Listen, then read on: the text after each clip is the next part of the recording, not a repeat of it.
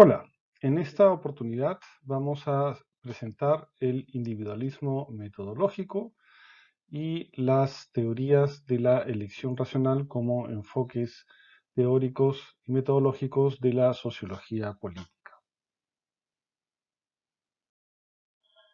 ¿Cuál es el enfoque analítico del individualismo metodológico? Ludwig von Mises sostiene que los fenómenos sociales y económicos pueden ser explicados adecuadamente únicamente en términos de acciones individuales. Es decir, los fenómenos a nivel societal deben ser explicados exclusivamente a partir de fenómenos o eventos a nivel micro. Para ello es necesario reconstruir cuáles son las motivaciones de los individuos implicados en las acciones sociales y aprender los fenómenos sociales como efecto de la agregación de los comportamientos individuales dictados por esas motivaciones. Ahora, debe tomarse en cuenta que el individualismo metodológico no necesariamente supone que los individuos son personas, es decir, los actores individuales no necesariamente son personas individuales, también pueden ser unidades colectivas, siempre y cuando posean capacidades de acción colectiva. Y por otro lado, el individualismo metodológico no tiene una visión atomista de la sociedad. Más bien exige que los individuos sean considerados como actores insertados en un contexto social. ¿Qué elementos debemos considerar en el análisis sociológico desde este enfoque analítico? En primer lugar, la unidad de análisis del individualismo metodológico son acciones individuales intencionadas. Por lo tanto, estamos hablando de que vamos a trabajar con actores, es decir, individuos o colectivos con capacidad de agencia, es decir, movilizarse, de movilizar una serie de recursos para obtener una serie de objetivos.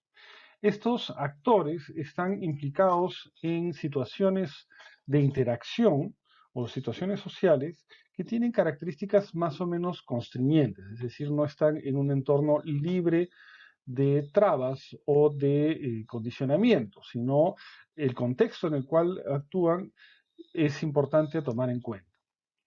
En tercer lugar, es importante tomar en cuenta que son actores que persiguen objetivos, es decir, tienen motivaciones que los impulsan a desarrollar su acción y su interacción con otros individuos u otros actores sociales.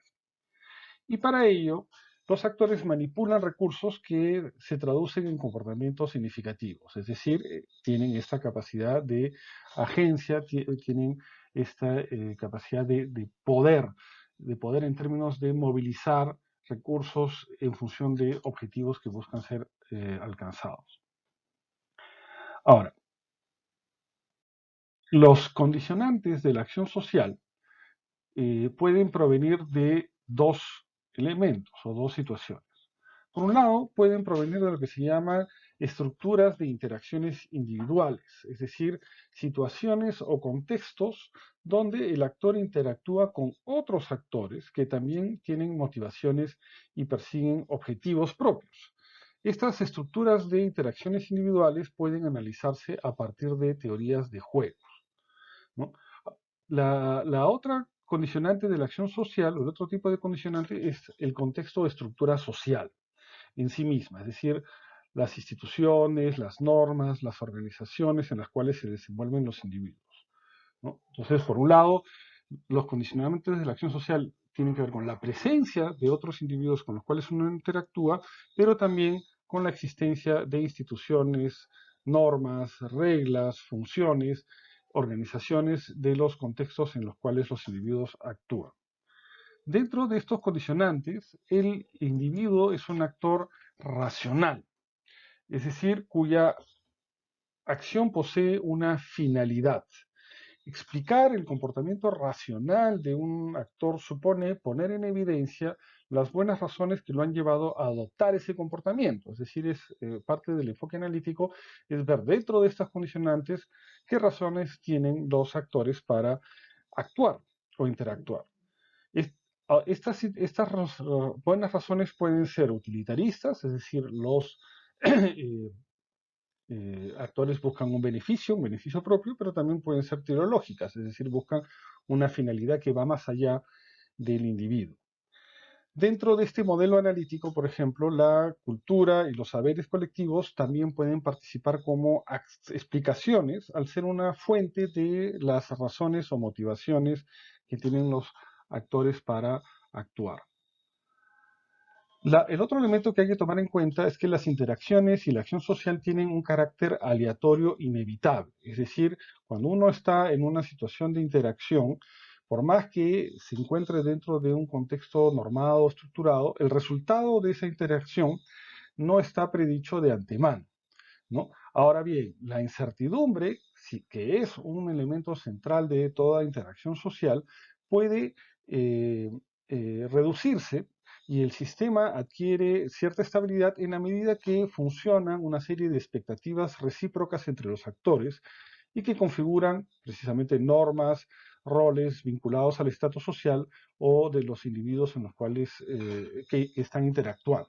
Es decir, por ejemplo, cuando dos personas se encuentran en una cafetería para charlar, lo que van a discutir, lo que van a charlar no está predicho de antemano, pero el encontrarse en una cafetería implica ya una serie de normas esperadas, es decir, por ejemplo, hay todo un ritual de de pedir el café, de pedir el menú, de preguntar cómo le ha ido a uno en el pasado, etcétera, etcétera. Es decir, el mismo entorno de interacción tiene una serie de expectativas recíprocas en los actores. Uno puede esperar que la otra persona me va a preguntar cosas y que espera mis respuestas y viceversa, ¿no? Entonces, en ese sentido, la incertidumbre de la interacción social que tiene este carácter aleatorio inevitable se puede reducir en función de los roles que uno va asumiendo en los distintos contextos en los cuales está actuando. Los fenómenos macrosociológicos, desde el enfoque del individualismo sociológico, deben explicarse por la agregación de comportamientos individuales.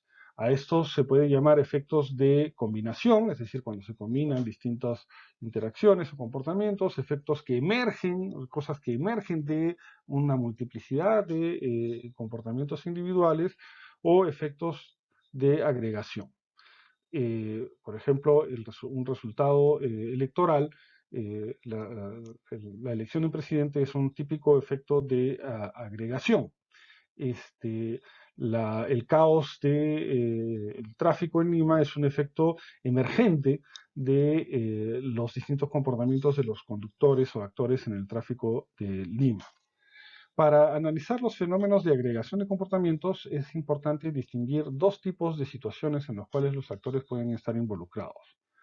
El primer tipo de situación es la que se llama estructuras de interdependencia, es decir, son relaciones o interacciones sociales abiertas, donde el individuo puede definir su situación en forma independiente de todo acuerdo o aprobación por parte de otros actores. Es decir, son estructuras donde nos vamos a encontrar con otros actores sin que haya demasiadas expectativas muy fijas o muy precisas respecto de cómo debemos actuar.